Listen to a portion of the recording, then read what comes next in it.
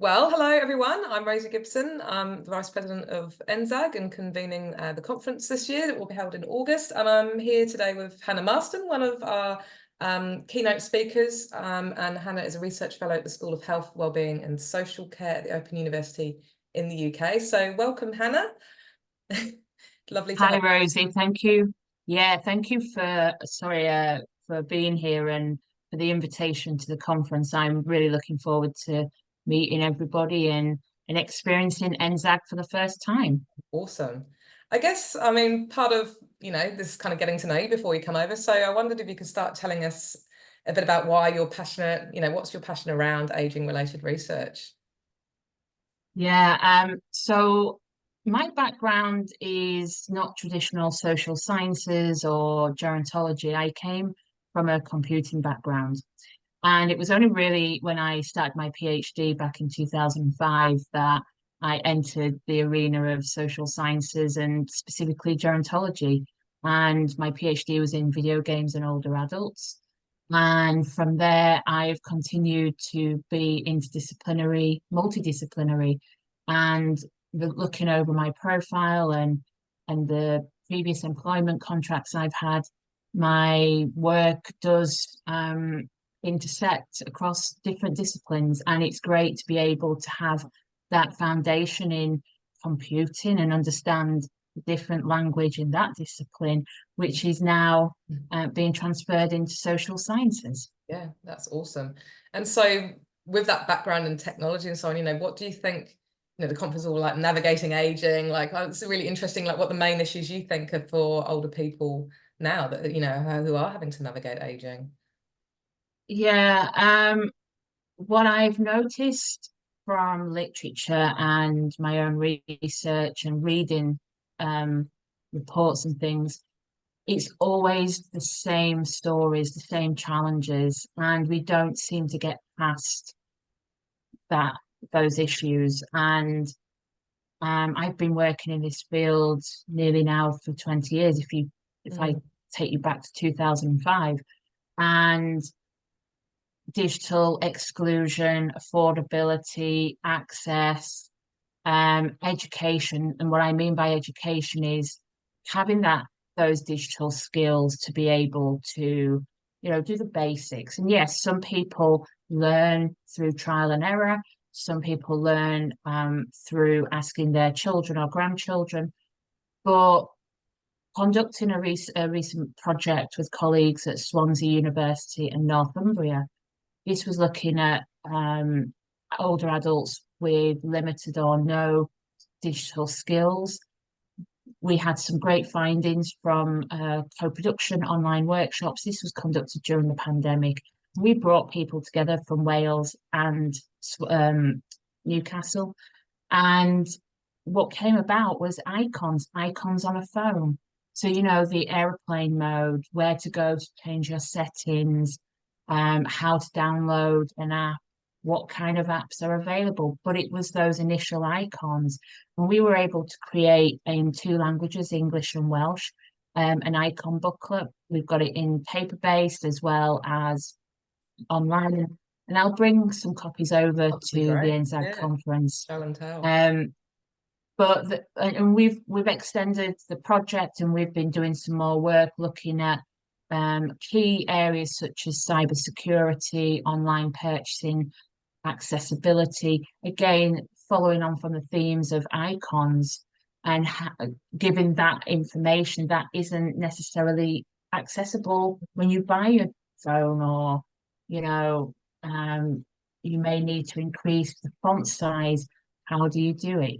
So for me, I think these narratives have to be pushed forward. We can't just keep on the running mill all the time. Yeah, it's certainly very much a digital era that we're in now, isn't it? And for all of us to navigate as we get older. And I guess, so without giving too much away, I know you're involved, you've got your keynotes, you're involved with one of our symposia as well around technology. What kind of what kind of stuff you're going to share with us? What can we look forward to when we meet you in August? Apart from this lovely resource that you're bringing over. Yeah, yeah, I'll bring and I might actually ship some of the box over so people who are attending the conference can take copies. But so I mean, you mentioned our panel session. We're both involved in it, and colleague Lisa, who is the organizer of the panel, I think she's just finishing up her grad studies now, and other attendees. I'm looking forward to that. I'm looking forward to kind of having to learn from other panel members, but hear from the audience, and kind of have like this, let's have a coffee and chat, and let's talk about technology from different aspects. Yeah. As you know, Rosie, I'm going to be talking about dating apps, and I've done some work just before the pandemic and throughout the pandemic about the use of dating apps. And dating apps are not just solely used by young people these days, they're used by older people, middle-aged people.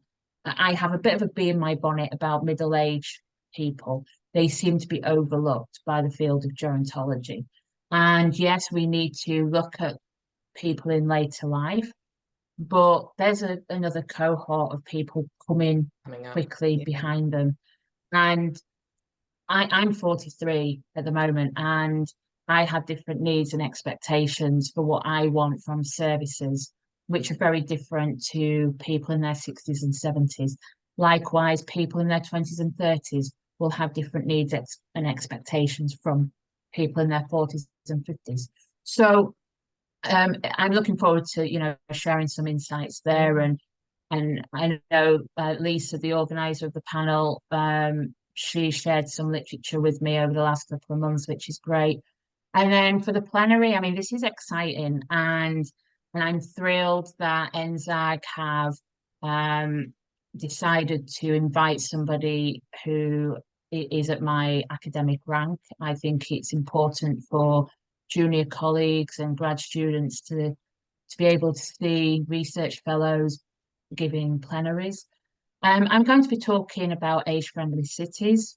That's going to be, the overarching theme. And I've been in contact with colleagues down in the ministry in New Zealand, because I know there's some work going on down there. And I'll be bringing some technology, but also finance. And this is an area that I'm working with my Dutch colleagues, and looking at the importance of finance, which is actually not a domain in the 2007 World Health Organization age-friendly city model. So that's exciting. And I will be drawing on some of my current work with local authorities in Milton Keynes and Middlesbrough, two very different areas. I live in Middlesbrough now, but my institution is located in Milton Keynes. One's a city, one is not. Deprivation varies considerably between the two as well, as does the aging makeup of the residents. So I'll be talking about that. I'll be bringing in about the Adapt Tech Accessible Technology, which is the icon booklet work, to show, digital skills, because it all intersects within age-friendly cities. Yeah. Whether you're able-bodied, family, whether you're digitally tech savvy or not, you might only have basics. We've seen with the pandemic, the digital transformation being rolled out quicker than what many people probably expected. And I kind of feel that the pandemic exacerbated this digital transformation, and people are catching up. So I'll be talking about that. I'll be sharing some findings that has already been in published work, but from another COVID project, which was based on an international consortium that organically grew, and I led. I didn't anticipate, 12, 13 sites across Europe, Turkey, India. And then we had wave 2, which was Canada and the US. So we have a lot of data, over 3,000. And so I'll mention a little bit about that. But what I'm looking forward to hearing is hearing the work being conducted in New Zealand, and the work that's being conducted by and for Maori communities and Indigenous populations, and seeing where there are potential opportunities to collaborate. Yeah, awesome. All sounds really exciting, Hannah. I think we're all really looking forward to, hearing about your work, especially with the digital divide. And yeah, and like you say, sharing what we're doing in New Zealand. Obviously, it is quite a different context. We're a much smaller population. We've got our Indigenous population, and so we really welcome, like you say, coming and hearing what we're up to. And yeah, we look forward to welcoming you. That's great. Thank you so Awesome, much. and we'll see you in August.